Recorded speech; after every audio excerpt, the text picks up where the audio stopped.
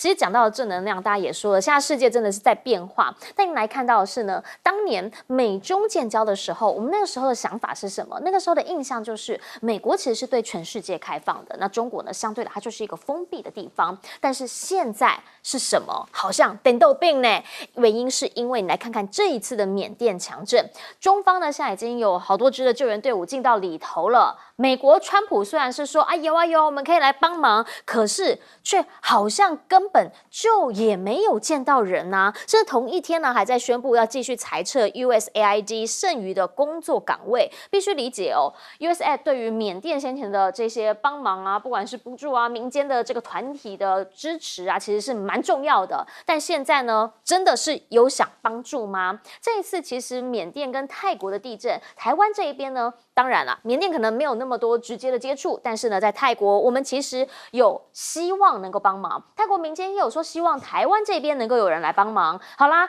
我们人前到了前线去采访，结果呢3次的询问泰国副总理，他是怎么说的？他是说我们已经收到很多来自国际盟友的协助，就是没有正面的回应。大家就在想说，所以现在的世界到底是什么样的状态呢？原因是因为啦，美洲现在就是 G2 对抗，川普除了呢在明天要宣布关税之外，现在还抛出了一个让大家比较说，哎呦。真的啊，他说，我不排除再当第3任期，不是开玩笑的哦。用什么样的方式，他没有说明。但是呢，他说我的支持度很高啊，我支持度我高达70%啊，没有人像我这么受欢迎。现在呢，要加税，有可能玩大一点的，要让美国经济脱胎换骨，开征关税只是一个开端而已。很多汽车业讲说啊，你现在已经大幅涨价啊，让我们很难生存得下去。川普的回应是，你就让它去涨啊，没有关系，因为会让大家开始买美国制造的汽车，也会让所有的这些汽车产业回流。但是这些做法确实让在地很多人是无法接受的。里面除了川普，还有一个很重要的灵魂人物是马斯克。所以呢，全球253个城市现在有下架特斯拉这么样的一个活动。好，原因是因为呢，要拯救生命、拯救民主。你来看看，大家呢拿起了牌子，讲的都是反特斯拉，然后就连结是反马斯克。而且呢，抗议者甚至呢还开车撞伤了川普的支持者。好，这个呢其实是让大家比较不鼓励、不支持，而且呢要提醒千万还是不要有这样子比较明显的对抗。雅虎民调就讲了，67%的人，他们美国人哦是拒绝开特斯拉，55%的人对马斯克有负面的看法。你就给大家理解，川普的民调说他很高，但是呢，真的是所有的人都跟他想的一样吗？又或者，其实现在看到了阿里的高层也去访了特斯拉，传出啦说他们其实呢要开始作为这个全自动驾驶系统要做相关的一些合作，还有讨论。而且呢，他们还说特斯拉现在跟他们的里面的这一些本土企业有普遍的在接触。那当然啦。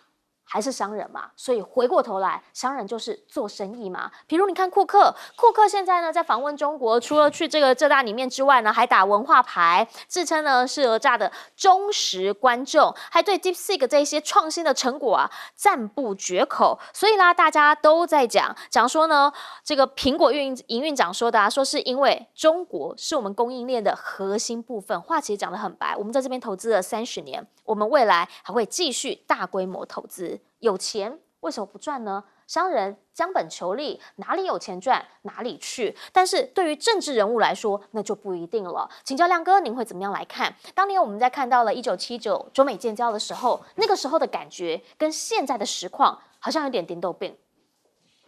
我其实不要那么远呐，我们到1995年 WTO 成立哦，那现在不就倒过来？因为 WTO 是美国主导的嘛，对，大家都知道啊。那世界自由贸易秩序也是美国历来的国策，是。结果你现在看到习近平接见跨国企业代表，说中国大陆会越来越开放，对，然后中国大陆支持目前 WTO 还有所有的多边体制，那美国完全相反美国现在这个关税才刚开始事实上还没到啊，4月2号才开始，对，明天，而且这还是第一波。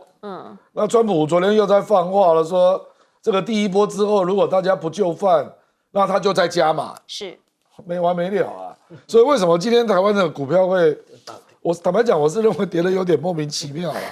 美国跌910点，你台湾凭什么要跌到900点呢？因为美国那个指数高啊，对不对？所以我觉得就是不确定了。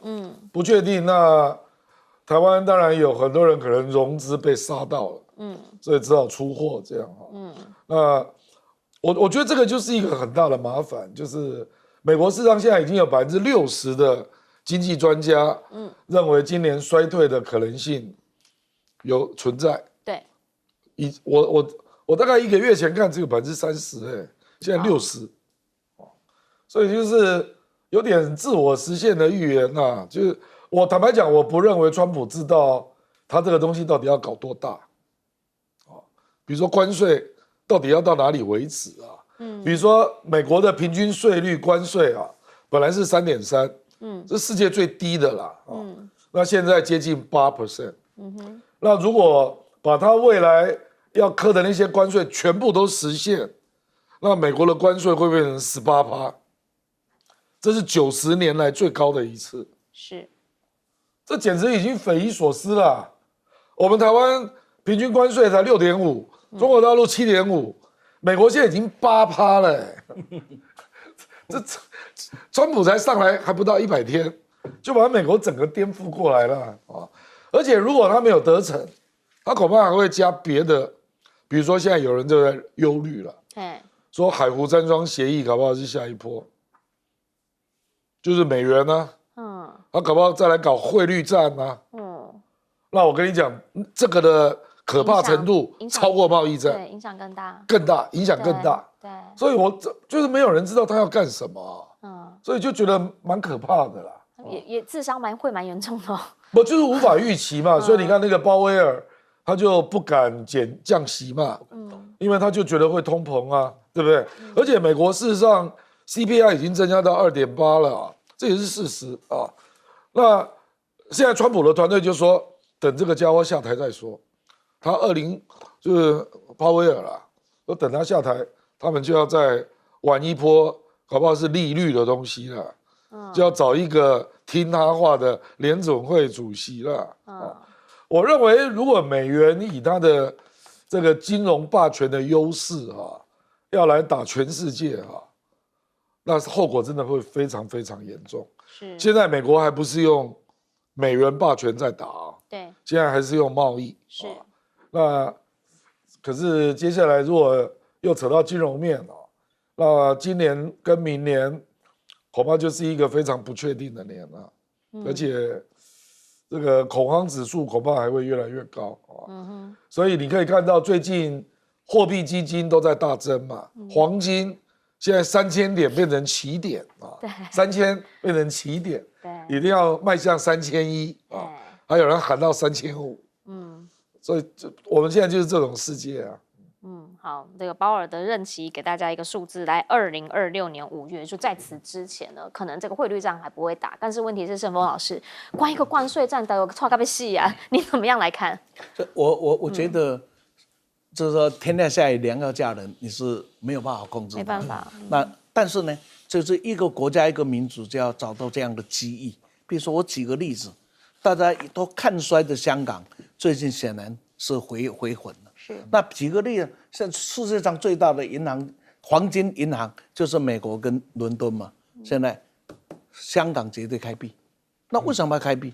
因为整个未来的混荡里面，当货币战争产生了以后，整个的黄金要储存哪里？储存在欧洲的伦敦，储存在美国的纽约是不放心的，储存在中国狭义之下的香港是安定的。这就记忆嘛，你要是5年前、10年前提要建黄金银行，谁理你呀？没有人理你。特斯拉也是一个记忆，不是，就平常特斯拉是整个新能源车的领头羊啊。中国大陆今天有这样的新能源车的成就，特斯拉是占有很大的功劳啊。那是因为当时中国政策的一个正确。可是呢，现在因为马斯克特斯拉连接的结果，政治的形象对特斯拉造成了一个伤害。那这不是给中国整个的这一个新能源汽车良好的机遇吗？这个是谁送的？不是你要的，是人家有的，那我们就给它装上去嘛。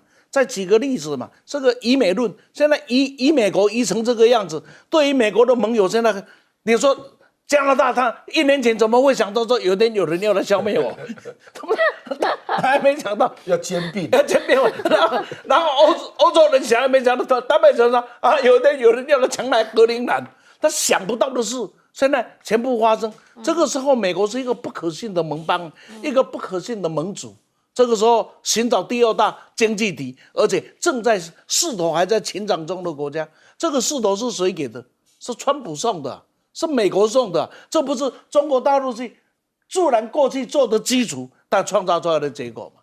再过来，我们来看看美国的内部呢，现在就很像。我现在先引用班农的一段话，班农怎么来评价马斯克啊？他这一段话讲的意思啊，说我们欢迎来皈依的人，因为他是南非来的嘛，但是呢，你只能坐在后面的一排，然后一排一排的往前坐。美国不是你游戏的地方。这话就讲得很难，为什么？因为班农像等等他们这些自认为是国家的脑筋，自认为是共和党保守派的最大的头脑，现在他好像没有用了，因为被谁取代了？以前他天天可以在川普刚上台的时候，可以在他耳朵边啊住，现在住的是谁？现在是换马斯克。那马斯克你是什么东西啊？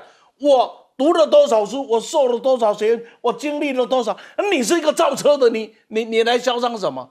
这种充满了鄙视的话，是今天美国的危机。这个危机，马斯克有没有感受到？马斯克有心想改变美国，没有问题，他也有改变美国的能力。可是很抱歉，他没有改变美国的实力。能力必须加实力啊，那个能力才有意义啊。他没有那个实力，为什么没有？因为成功的企业家有时候都会有点碰红，因为在他的企业界他是国王，他可以随心所欲啊。是的，你可以把你的员工干掉80%，就这样推特干掉的有没有？然后也是80%再重聘。可是因为那是跟你利益相关，是你给利益的人。可是国家的机构不一样啊，是国家给的利益是利益团体养的利益啊，不是你给的，你说砍就砍。他不是你公司的员工啊。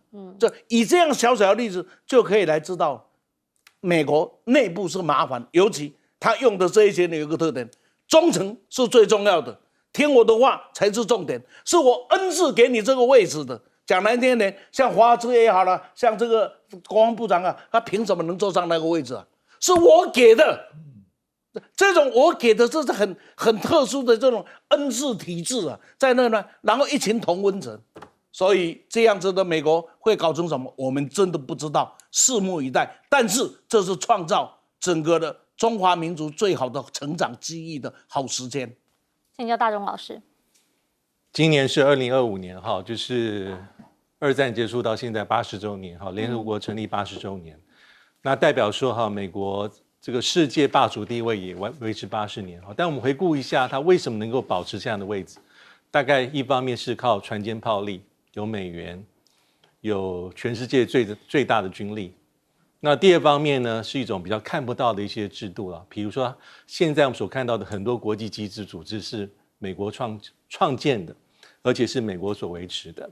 那第三个是它有一些引领这世界的这个价值啊，我们叫做自由主义的国际秩序啊，自由的市场、开放的贸易。但是从川普1.0到现在川普2.0，很多东西有了很重大的一个变化。那这个变化的这个原点其实是在美国的内部啊，所以我们仔细听一下。过去4年，我们常听到拜登政府会说基于规则的国际秩序是，而且他常常拿这句话去攻击北京，攻击中国大陆在全世界的一些作为。但现在呢，川普政府应该到目前为止，我没有听到这句话。为什么啊？因为美国自己的想法有了重大的改变，他认为说要矫正所有对美国不公不义的现象。所以在这样的状况之下，刚刚有提到这个关税战、贸易战，我觉得川普应该是有个很模糊的一个大的一个方向，但是呢，至于实际的细节跟策略，我觉得到目前为止有点且战且走，他随时在修正，反反复复，停停起起，所以未来会怎么走，影响会多深不知道。那第4个就是这2天的新闻，然后川普终于讲出这一句，让大家本来就很关切的他的第3任期。对，因为过去大家会有一个这样的想法，那我们之前还讨论说，川普现在这4年到了2026年期中选举，他可能会跛脚，是，但他现在他说他不是开玩笑，对，正在认真思考寻求第3任期的可能性，而且他说选民很支持他，而且他说做得到，他说他做得到，但是从宪法上，这大家很糊，因为从这个美国宪法第22修正案是死死的谁在要修，对这个任期是你不管有没有连续啦，就是2任8年，那你要改变它，你要走修宪的程序，但修宪的难度跟门槛是何其之高，就2个发动的手段，一个是参众两院2/3的国会议员，第二个是2/3的州来出动。到目前为止，修宪案都是走这个国会的程序，而且发动之后要3/4的州议会通过，对，这门槛是非常非常难，非常非常高，所以大家现在其实非常好奇，那川普现在他所打的主意到底是什么？他用什么样的办法去落实他的一些政策？但是根据过去经验，川普说的东西，大家不要把它当玩笑话。我觉得他是认真思考各式各样的可能性，所以都有待我们后续做观察了。台语一句话叫“熊康熊胖”啊，不知道哪里是那个康跟那个他胖有没有？搞不好想学普京跟门德维杰夫那个模式哦，往来我可以哦，就是杰里芬选上啊，那实质上他是老大啊。往来往去哎，来，到底是怎么样呢？来，不过呢，美国现在呢，确实是越来越多，让我们觉得，怎么会这样？以前好像不会这样。来，悬大赏1500万美元，现在不告诉大家吗？要抓一个山东民妇叫刘宝霞嘛？那理由是什么？这个悬的金额这么样的高，那大家那个时候就很认真看，就看不太懂嘛，因为理由很奇怪嘛。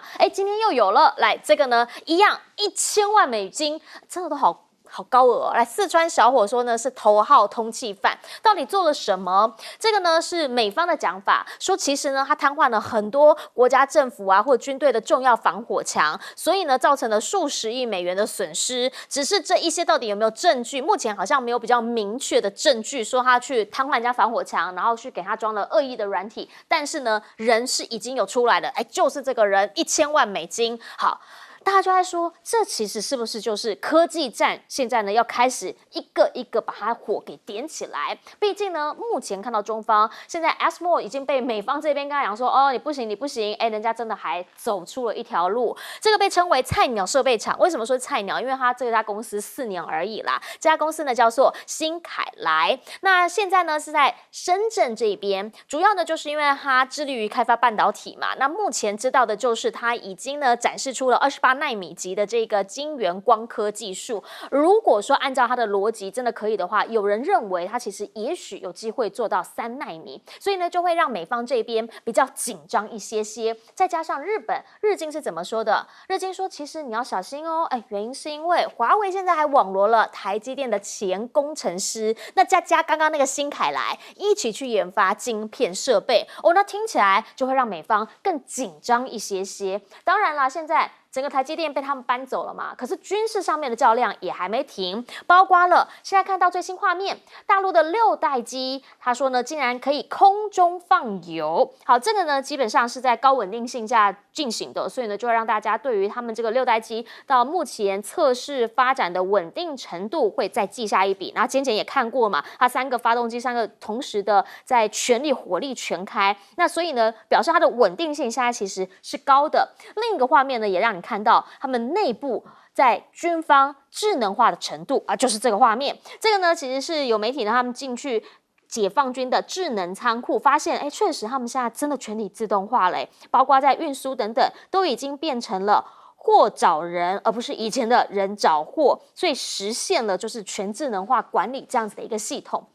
这一些就会让大家看到了，确实他们现在内部透过了科技，透过了智能化，已经有不一样。所以呢，让川普他现在讲到要去沙烏地阿拉伯，还说了沙烏地阿拉伯已经讲好要投资我们，我记得那时候是1兆美元嘛，对不对？还要买军事设备的时候，大家就会想问，是真的吗？因为呢，时间点又换了，本来说是4月28号，现在推迟了，说变成了5月中旬要去访沙烏地阿拉伯，而且会是他就任之后的第1站。可是，如果真的访买军事设备的话，会买什么？毕竟呢，他们现在讲6代机，川普讲的很棒很棒的 F-47，现在还没有看到嘛。那可是呢，沙特阿拉伯先买了歼351，而且呢，传出也要买我们刚刚所讲的6代机。那到底这个他们会买些什么样的东西？又或者是说呢，他什么时候会实际的去访问沙特阿拉伯呢？大家就会想知道。所以想要请教一下亮哥，您会怎么样来看？美方现在当然啦，就是千万的悬赏，那也会让大家讲说，哎呦，这些理由您买不买单？我这个人可能不是一个人啊，他应该是有个技术团队啦，因为有相当复杂的操作啦，那当然是真的嘛，不然美国干嘛要去公布？就是说这跟这个上次大陆公布我们这边的资通军的不一样啊，这个是真的，他认为他介入他的网络，那可以在他的网络里面做一些操作，那美国当然大吃一惊啊。其实这种作为以前俄罗斯也发生过啊，是我记得好像在2年前吧。美国不是有很多那个人员，因为都是用网络操作，结果发现都被俄罗斯害进来啊。那个时候很多媒体也报是大新闻啊，所以现在只是焦点一下俄罗斯，一下中国大陆这样啊。这表示美国的治安也不怎么样嘛，你才会被害嘛，当然是这样嘛。那阿斯麦尔这个新凯莱这家公司这家公司太神秘了啦，因为以前他的资料都是做晶片设备的检测，是，而且我现在竟然变成制造，对，这个差很远从设备检测变成制造商，可是不知道，因为我认为，我甚至怀疑有部分是华为做的啦，可是他不能讲，反正这个就是一个谜团呐，就是因为华为现在大概是代表中国大陆要攻坚的公司嘛，那很多搞不好是他自己做的，因为这家公司的领域实在太多了那总之啊，就是对 EUV 的部分，这个我们讲极紫外光啊，目前这种新闻也开始出现是。那这个至少我听了很多台湾的专家，他们都难以想象说 DUV。一般估计也要有2年左右才出得来，怎么现在就在 EUV 了而且看起来好像也不会拖太久，大概3、4年就会出来那阿斯麦尔不是不用混的所以阿斯麦尔最近很急嘛，因为阿斯麦尔去年在中国的销售量竟然高达41%，因为他财报刚公布结果在北京那个维修中心就扩大了。那美国当然关心那阿斯麦尔就说以后他不再公布销售量，不让你关心。不，我觉得他怕了，他也怕，这个生意万一中国做出来，他就没生意可做了，不是吗？现在赶快抢市场，就是这个味道。其实我跟你讲，黄仁勋也是，黄仁勋本来在中国大陆要卖 H20嘛，那就突然传出华为做出了910C 升腾晶片，那两边比较各有优劣了，可是突然之间大陆就出了一个是类似给协会的公文说大家尽量不要买 H20，这个是13亿美元的生意耶。其实讲到底都是生意啦。那政府当然有政府的立场，但是民间有民间的立场啊，让马谁爱探级，马谁爱发薪水，对吧？我们等等回来继续来说。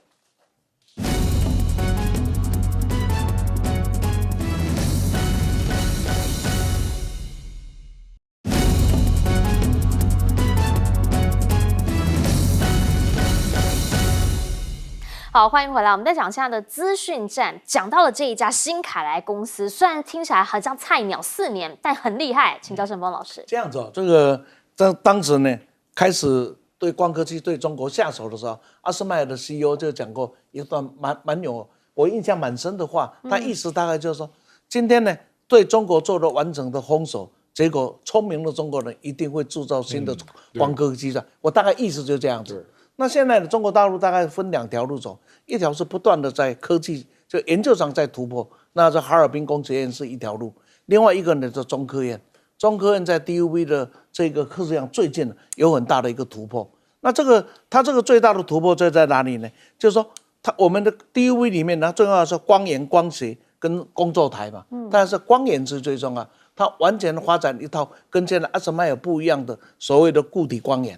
那这个部分呢，就完全摆脱了你要找它的专利找它的什么麻烦找不到，完全来做一个新的，这是研究的部分。那新的这个制造的部分呢，就是刚才谈到的新凯里。新凯里是整个的深圳市政府投资的一个国营事业啊，人家叫这个主权基金啊，我把它笑作叫事权基金哦，而且那个厂区之大，而且还在继续的建设中。这个厂呢，它现在确实已经可以生产28奈米的光刻机。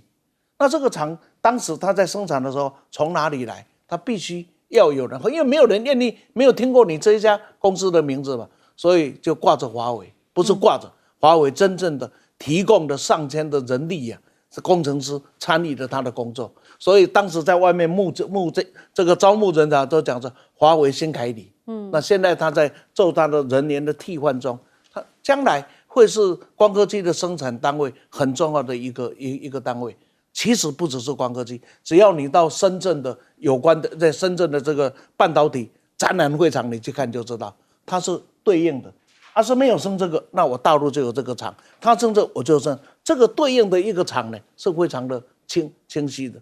所以呢，这一个呢，美国去花了1500万这个美金去生产，这是一个什么事呢？简单的花1分钟跟各位讲一下，它是这样子。美国人说他20年来设了一个假账户。这个假账户呢，就不断的在收购所有的产品，然后呢卖给了伊朗。那结果这个人是一个英文也不会说的山东的大妈，所以现在呢，网络给他一个名字：中东乱不乱，就看保侠贼说了算。哦，原来是这样。那我们等等进广告，等等回来要请大钟老师来帮我们总结。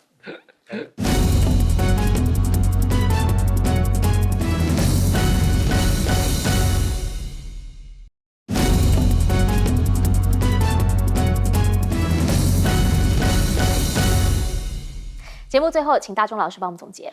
对啊，现在美国媒体传出说啊，川普可能2.0第一个出访对象或是沙特阿拉伯。是，我们回顾最近这100天相关传闻，川普可能去造访国家，但不外乎中国大陆、俄罗斯，后来他否认，还有沙特阿拉伯。但我觉得沙烏地是可能的哈，因为有一些蛛丝马迹可循。怎么说？因为川普就任之后，他第一通的电话其实就是跟沙特阿拉伯的王储啊，这个穆罕默德通电。当然，第一个造访白宫的是以色列总理内塔尼亚胡。那通电话谈什么？后来媒体说，川普很高兴，因为沙烏地承诺要买6000亿的产品。这是1月23号。到了3月7号，川普更进一步讲，他说哈，这个沙烏地阿拉伯很好，要承诺买1兆美金的产品。为什么呢？因为沙烏地阿拉伯比我想的更加的富有，更加的有钱，好，所以我觉得是有可能。第二个蛛丝马迹是，其实回顾一下川普1.0的时候，在2017年5月，他的确第一次出访的3个国家之一就有沙烏地阿拉伯，包括沙烏地阿拉伯，包括以色列，还有包括教廷。好，当时是这个库许纳他的女婿去牵线，而且谈了很多东西，包括军购的意向书。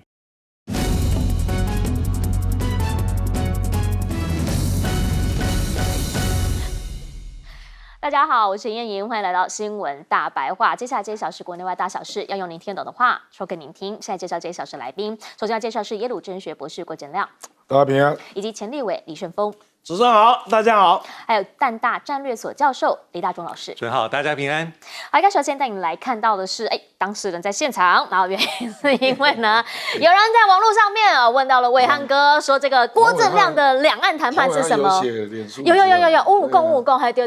他说呢，应该是主张被统啊，结果呢，大家就讲说，因为他那个时候的回应是什么？是说呢，他应该是主张合统被统当特区的那种，但是呢，现在回过头来，他已经有澄清了。他说呢，那个时候他觉得这样子深感不妥啦，不能随意的回应，所以呢，他并不清楚不应该随意的发言，不太清楚亮哥主张的细节是什么。当事人在这边咱们听一讲啦哈啊，但是看他不开心的还有一位叫做柯建铭柯总召啊改公，我忍你很久了。现在呢，主要的原因是什么？是因为呢，其实在蓝营宣讲的时候呢，比如说很多人都有提到嘛，柯建铭现在是不是想要取代韩国瑜？因为主轴已经变成了罢免蓝委就等于罢免韩国瑜啊，就等于柯建铭会当院长。那赵少康呢，甚至现在也跳出来喊话，当双方已经到了热战的时候，他说了：“小草们啊。”反罢免就是替柯文哲报仇啊！现在大家已经开始是比较一个情绪上面的一些动员的时候呢，蓝军当然也要剑指柯建铭啊，对不对？沈伯洋啊，刘世芳啊，毕竟他们在场子里面讲话也都是讲得很直接啊。来看到的是，除了在自己的真的政令什么宣导啊，他们讲政令宣导啊，其实真的是台下都在戴那个大罢免、大成功的帽子，那你就觉得那是什么场子嘛？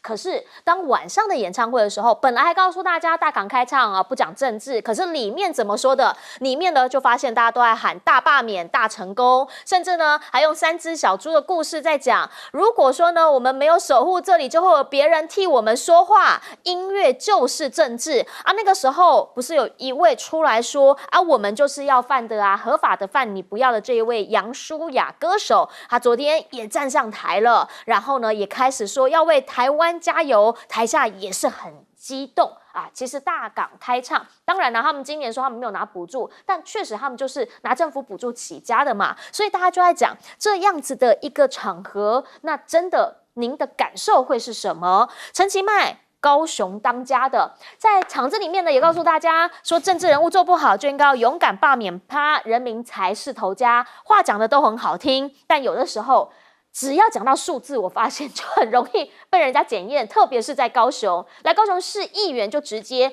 就问市长，请问一下，你们的观光是人次还是人数啊？怎么你的数字看起来都特别漂亮？来看这一下答询。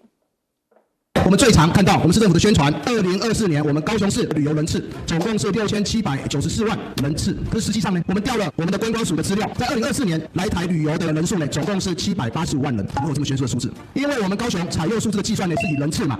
什么叫人次？以人次来计算，一个人他来到高雄去了10个景点10次。陈其迈市长，你假厉害！观光局常常在讲的邮轮经济，去年我们的邮轮旅游的人次7517，基隆是80024，是整整高雄的10倍呢。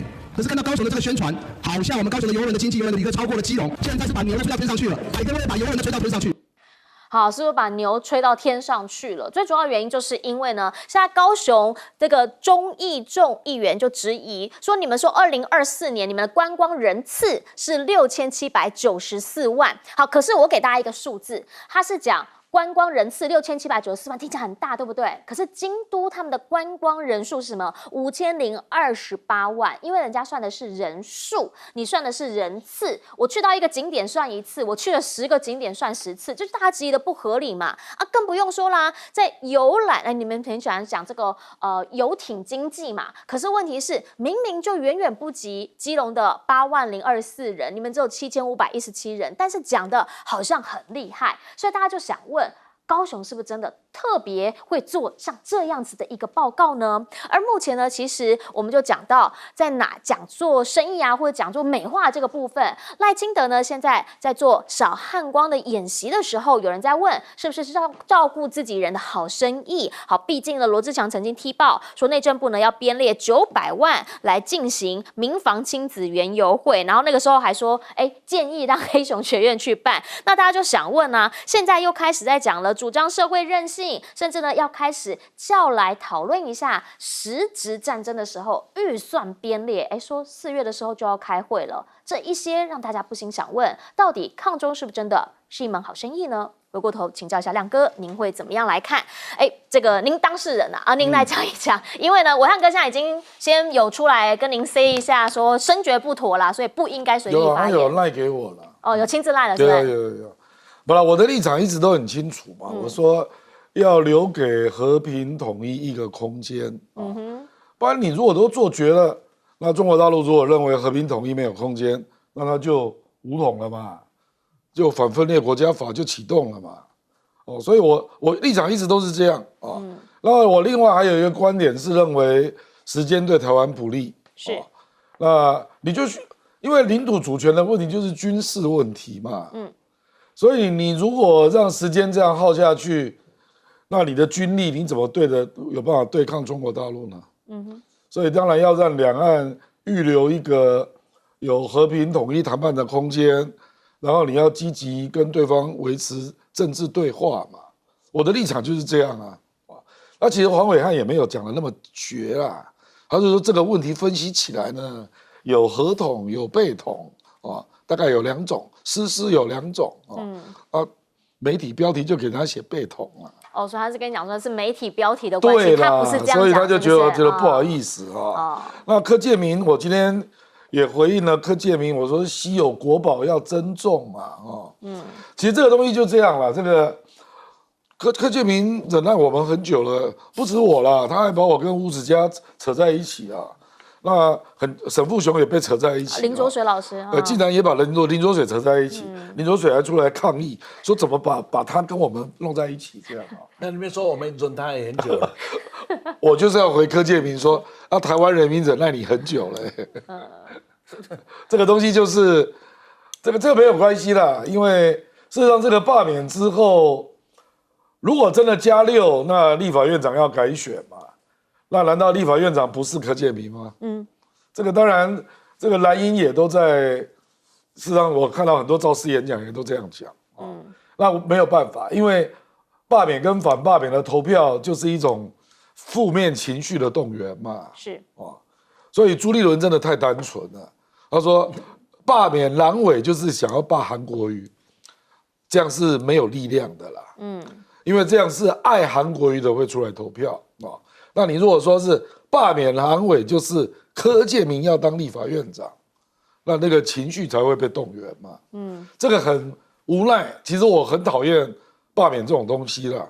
在西方国家也基本不行使啊，因为它就是一种负面情绪的动员，而且你法律又定了25%就可以罢免，这本来就是一个不合理的制度嘛。可是既然制度现在是这样规定，那大家只好进来玩游戏了嘛，那我不能输啊，所以双方都来搞。那绿营为什么会占先天优势？因为他搞了4个月了嘛，而且抗中保台本来就有相当一群人是坚定支持的。那国民党坦白讲，晚启动了3个月了那所以你现在要让那个蓝营的选民知道，然后知道要出来投票，这个都要费很多精神尤其。因为国民党的网络运作，除了自己中央党部的脸书小编是做得不错，可是宣传力道跟绿营差太远了。绿营事实上已经跟各种网络公司都结合了啦。对。那我另外讲到，我说我觉得有些话真的不要讲太绝了。我讲的是两岸我们举例啦，赖清德讲17条，我认为17条都是可以讨论的啊。比如说两岸。你说去大陆交流要揭露特殊的军公教或者是军事审判，这个都可以讨论的。那你有必要故意要说境外敌对势力吗？我觉得那个是很故意还有比如说卓荣泰昨天提到翁小玲，他说要那个请一些资料嘛，对不对？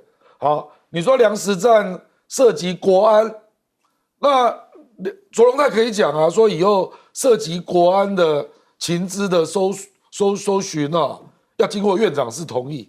你如果这样讲，我也不会有太大的意见。可是你是怎么说？你说只要是翁小玲要资料，通通要经过我院长室。所以我觉得你现在讲话的方式就是在拉高敌对的氛围嘛。有必要搞到这么绝吗？赖清德为什么？你蔡英文执政8年，两岸的氛围从来没有这么敌对过啊，那绝对跟你的讲话用词有绝对的关系嘛。就领导人，行政院长也是领导人是你把翁小玲说，翁小玲委员，你以后只要申请要资料，通通都要经过院长室，请问这是根据哪一条法律啊？你这个不是就是故意要去惹怒？然后让绿营的或者主张罢免的人都聚焦到翁小玲上来，我觉得这个就是一种策略性的发言呐。那包括赖清德故意去讲境外的敌对势力，也是一种策略性的发言，就是为了激怒两岸，来动员你的反罢免的群众嘛。这个太明显了嘛，因为我们的国安法、反渗透法就有境外敌对势力这个概念，然后跟大陆地区、港澳地区是分开写的。我们的法律概念是这样，是，那你就故意要把它讲成境外敌对势力就是中国，这是故意的嘛？因为我不认为我们的国安法这样不能执行啊，或者是反渗透法。我们讲的是大陆地区、港澳地区、外国，还有境外敌对势力。自己去看法律嘛。你为什么要这样讲？就故意的嘛。是，想请教一下盛峰老师，您会怎么看？怎么看？这一把火怎么看？就这样子。你说看到今天台湾这样的情境，你心中没有怒火，你还是一个人吗？你心中没有那个愤怒，你还记得我们读书有用吗？我们所有教的书、上的课，所有讲的基本的民主政治 ABC， 现在在台湾哪一个被尊重啊？人权保障条款 ABC 哪一条被尊重啊？在这里我们还要再装着一副温良恭俭让，那当然他就嚣张了嘛。整个的社会里面良心没有愤怒啊，是这个社会最可怕的地方。谁是代表良心一个很重要的力量？一个是已经烂掉的媒体，那一个呢？一个应该是学界。学界我还有一点期待，可是呢，当年高讲民主、道德、人权理念的这些人，现在都跑到哪里去了？通通颜色决定一切。以后不要再点个博士学位出来骗人，不要点个教授什么这个验士学位出来骗人，是不是啊？堂堂的验士讲什么话？哎呀，那个不是言论问题，是个人的问题，因为它是潜在国安的威胁。那所有讲话不容你喜欢的人，不都是潜在国安的威胁吗？都是预备犯，是吧？这个话是谁讲的？是政客讲的，我还可以原谅他胡说八道，就原谅像陈其迈这样胡说八道。但是一个堂堂的验士讲的，令人看不起。为什么？因为整个的环境是如此。这个环境是我们今天只有议题炒作的能力，我们没有解决问题的本事。讲起议题的操作，一套又一套。你看，全世界有哪一个号称民主的国家是这样在玩罢免完成这个样子的？罢免理论上说，我针对个人。哎呀，你选举时候你的承诺没有完成，或者你的承诺或者你的言行我们不能忍受。现在是用党的方式在全台湾进行党对党的罢免呢，这什么东西呀？这哪叫罢免？这叫在朝的造反呢！看那一听罢免还好听，干脆你拿一把刀子把不喜欢的干掉算了嘛。这跟当年朝廷拿刀杀人有什么不一样？跟集权者抓人有什么不一样？只不过抓人比较简而易见。今天换了一个城市，用群众运动，然后搞罢免。台湾真的要回到文革吗？我们今天就在干了文革的事，然后所有的奇言怪都出现，罢免有理，造反无罪。这一套可以放在很多地方，政客可以怎么样子？说谎有理，那么呢，造谣无罪。今天台湾为了罢免造了多少谣？整个的立法院，所有跟民党意见不一样的人，都是接受北京的指挥。什么时候60%在立法院占多数的蓝白立委是变成中共的同路人？那民党你不要混了嘛？你还混什么？既然60%都是同路人，你还混什么？那干脆北京来统治算了嘛。长他人志气，灭自己为翁，到这种程度还自以为是，然后把台湾玩成这个样子，你想一想，有理吗？好，今天所有跟你不同意呢，全部都抹红。你抹红的道理，真的他是红，你抓嘛？不是抓，法律摆一边，然后用什么？用政治力量来做清算。那对于呢小民，就用法律出来。把你驱逐出境，所有的法律有讨论吗？所有的天天把人情挂在嘴上的什么民团社团都哪里去了？本来想一个一个帮他们点名啊，那平常不都做法相庄严吗？怎么看到国民被欺负的时候，你们一句鬼话都不说了，是吧？阿亮刚才所碰到的黄委员的问题，大家都讲得太客气了。我就讲明一句话：台湾有主张台独的自由，没有讨论统一的空间。所以说统一是不能讨论的，至少你面统论统嘛，行与不行拿出来溜一溜给大家看嘛。但是统一可以讨论吗？还讲得很客气的，哎呀，我们留下一个和平讨论的空间，谁给你留啊？没有机会留的，顺我昌逆我亡。现在呢，过去说毛泽东发动群众运动搞革命，今天整个的大罢免就在台湾搞群众运动的革命。各位啊，到了最后不是谁输谁赢啊，是台湾整个输啊。我们正在进行一件台湾全输的活动。请教大钟老师。对，刚才有一个议题是这个台湾的观光的数字哈。那我自己的体会是说哈，数字还是会说话啦，就是还是要回归到比较平实，对不对？因为我们也知道，其实去年一整年台湾整体的观光人次是870万，比2023年看起来780万是增加没错，650万，但是这距离政府数字1000万人次是人次差了非常非常远。那为什么是1000万人次呢？历史上我们有没有外国各地来的观光人次达到1000万人？有啊，有。2015到2019啊，2015年是第一次啊，1000万人次。2019年是史上最高，在1180万人次。那我们可以说好，没错，2020、2021、2022是疫情，可是疫情到现在2年多，那为什么我们现在的人次差这么多？因为大家不要忘记，在上一次总统大选啊，赖清德总统以总统候选人身份，他所讲我们是观光立国，这是他一个很重要的政见。我还特别把他找了一下，他怎么说？这是无烟囱的这个产业，没错。要让所有各地的人都能够先看到台湾，体验台湾，然后呢，分享台湾，然后还有6大政见，其中一项是什么？要向陆客招手，向陆客招手，而且要保证所有到台湾的大陆观光客都能够有安全，而且很有尊严，这是油言在耳的。但是现在呢，1000万人次，我觉得基本上非常困难。我们看这个排名前3名我们非常熟知，不陌生。第1名香港，去年来说130万人次，然后是韩国，然后是先是日本对不起，日本、韩国，然后香港，大家都是100万人次。光这3个地方就占了我们这个780万的观光人次在40%。